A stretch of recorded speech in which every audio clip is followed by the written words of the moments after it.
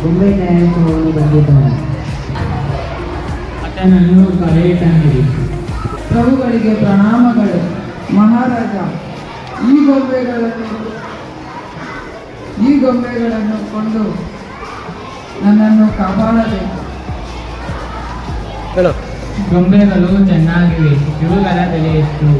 ಮೊದಲು ತಮಗೆ ಇವುಗಳ ವೈವಿಧ್ಯವನ್ನು ತಿಳಿಸುತ್ತೇನೆ, ನಂತರ ಗೊಂಬೆಗಳ ಬೆಲೆ ನಿರ್ಧರಿಸಬಹುದು. ನೀನು ಆಯಿತು, ಇವುಗಳ ವೈಶಿಷ್ಟ್ಯತೆಯನ್ನು ತಿಳಿಸು. ನೋಡಿ ಪ್ರಭು, ಮೊದಲನೇ ಗೊಂಬೆಯ ಒಂದು ಕಿವಿಯಲ್ಲಿ ದಾರ ಹಾಕಿದರೆ ಮತ್ತೊಂದು ಕಿವಿಯಿಂದ ಹೊರಗೆ ಬರುತ್ತದೆ.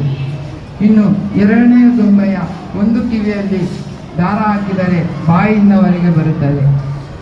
ಇನ್ನು ಮೂರನೇ ಗೊಂಬೆಯ ಕಿವಿಯಲ್ಲಿ ದಾರ ಹಾಕಿದರೆ ಬಾಯಲ್ಲಾದರೂ ಕಿವಿಯಲ್ಲಾದರೂ ಬರುವುದಿಲ್ಲ, ತಲೆಗೆ ಸುತ್ತುಕೊಳ್ಳುತ್ತದೆ. ಶಬಾಷ್, ಇನ್ನ ಗೊಂಬೆಗಳು ವಿಚಿತ್ರವಾಗಿವೆ. ನಮ್ಮ ಪಂಡಿತರು ಇವುಗಳ ಬೆಲೆಯನ್ನು ನಿರ್ಧರಿಸುತ್ತಾರೆ. ಪ್ರಭುಗಳಿಗೆ ಪ್ರಣಾಮಗಳು. ಈ ಗೊಂಬೆಗಳು ಚಿನ್ನ ಮತ್ತು ನವರತ್ನದಿಂದ ತಯಾರಿಸಲಾಗಿದೆ. ಇವುಗಳಿಗೆ 2,000 ವರಹ ನೀಡಬಹುದು. ಇವುಗಳ ಬೆಲೆ ಬಹಳ ಕಡಿಮೆ ಆಯಿತು. ಹಾಗಾದರೆ ನೀನು ಬಯಸುವ ಬೆಲೆ ಎಷ್ಟು? ನೋಡಿ ಪ್ರಭು, ಮೊದಲನೇ ಗೊಂಬೆಗೆ 1 ಕಾಸು, ಎರಡನೇದಕ್ಕೆ 1,000 ವರಹ, ಮೂರನೇದಕ್ಕೆ ಬೆಲೆ ಕಟ್ಟಲು ಕಷ್ಟ. ಸ್ವಲ್ಪ ವಿಶೇಷತೆ ಇರುವ ಗೊಂಬೆಗೆ ಇಷ್ಟೊಂದು ಬೆಲೆಯೇ? ಇದು ದುರಾಸೆ ಆಯಿತು. ಮನ್ನಿಸಬೇಕು. ಈ ಗೊಂಬೆಗಳಿಗೆ ಬಳಸಿದ ಚಿನ್ನ ನವರತ್ನಗಳಿಗೆ ಇಲ್ಲಿ ಬೆಲೆ ಇಲ್ಲ. ಇದರ ವಿಶೇಷತೆಗೆ ಇಲ್ಲಿ ಬೆಲೆ ಇದೆ. ಇದನ್ನು ರಾಜ್ಯಸಭೆ ಅರ್ಥ ಮಾಡಿಕೊಂಡು ಇದರ ಬೆಲೆಯನ್ನು ನಿರ್ಧಾರ ಮಾಡಬೇಕು. ಮೊದಲನೇ ಗೊಂಬೆಯ ಗುರು ಹಿರಿಯರು ಜ್ಞಾನ ಮಾತುಗಳನ್ನು ತಿಳಿದುಕೊಂಡು ಮತ್ತೊಂದು ಕಿವಿಯಲ್ಲಿ ಬಿಡುವ ಜನರಿದ್ದಾರೆ. ಇಂತಹ ಜನರಿಗೆ 1 ಕಾಸಿನ ಬೆಲೆ ಇಲ್ಲ. ಸೊಗಸಾಗಿದೆ ಎರಡನೆಯದು.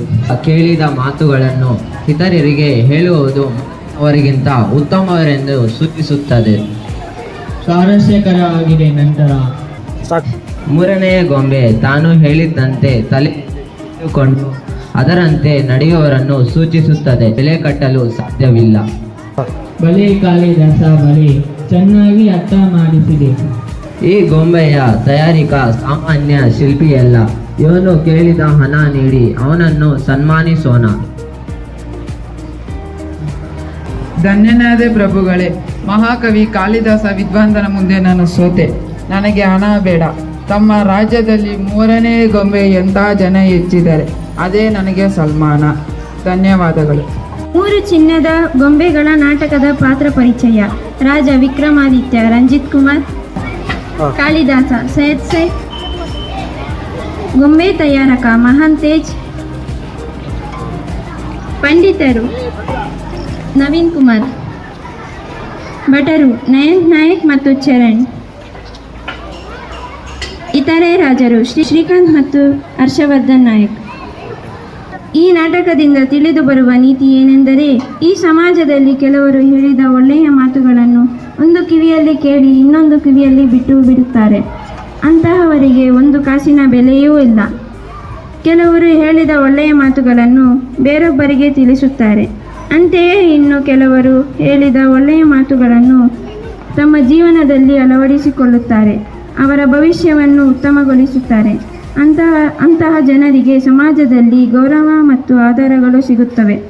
ಆದ್ದರಿಂದ ಯಾರಾದರೂ ಹೇಳಿದ ಒಳ್ಳೆಯ ಮಾತುಗಳನ್ನು ಅನುಕರಿಸಬೇಕು. ಧನ್ಯವಾದಗಳು.